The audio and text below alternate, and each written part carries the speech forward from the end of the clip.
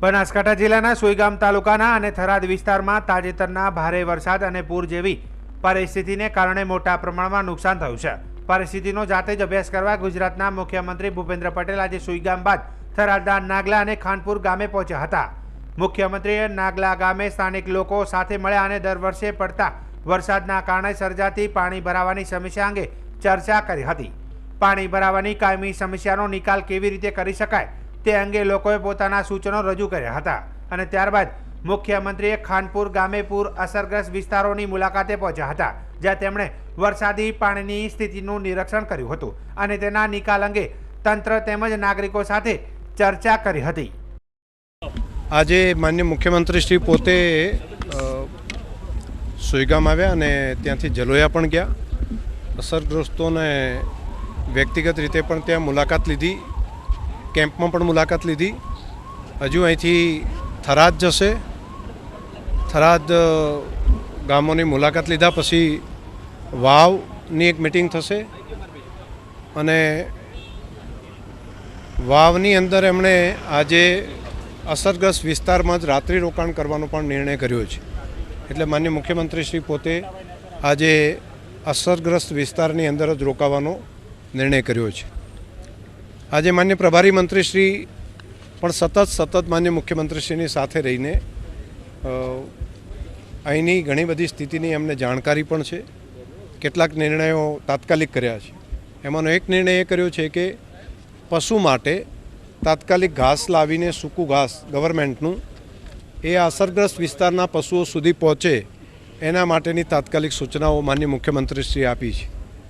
બીજું, કેસ્ટોલ જે અસરગ્રસ્ત વિસ્તારો છે એને તાત્કાલિક કેસ્ટોલ મળી જાય, ઘરવખરી મળી જાય અને એની અંદર લગભગ ગણતરીના દિવસોની અંદર એટલે 2 દિવસના સમયગાળામાં જલ્દી કઈ રીતે પૂરું થાય એના માટેનું કામ એની સૂચના આપી છે। એટલે હું માનું છું કે બહુ ફાસ્ટ મૂવમેન્ટ એની પણ થશે।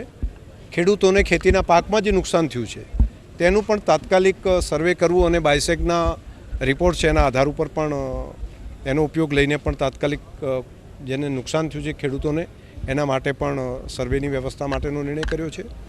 જેમને ગાય ભેંસ મૃત્યુ પામ્યા હોય, પશુ મૃત્યુ પામ્યા હોય તો એનું તાત્કાલિક સ્થળ ઉપર જ ત્યાં ફોટો પાડીને ડૉક્ટરની હાજરીમાં જે માલિકનો ફોટો અને પશુનો ફોટો પાડી અને તેને પણ સરકારની સહાય અપાવી।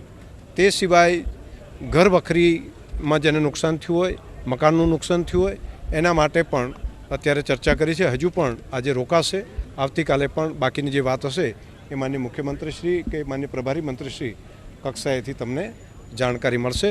પણ હું આભાર માનું છું માન્ય પ્રભારી મંત્રીશ્રી, માન્ય મુખ્યમંત્રીશ્રીનો કે એમણે સતત અહીં આવીને પૂરી અધિકારીઓની ટીમ આ મુશ્કેલીના સમયમાં આ સરહદી વિસ્તારને આપણને આવીને મદદ કરી।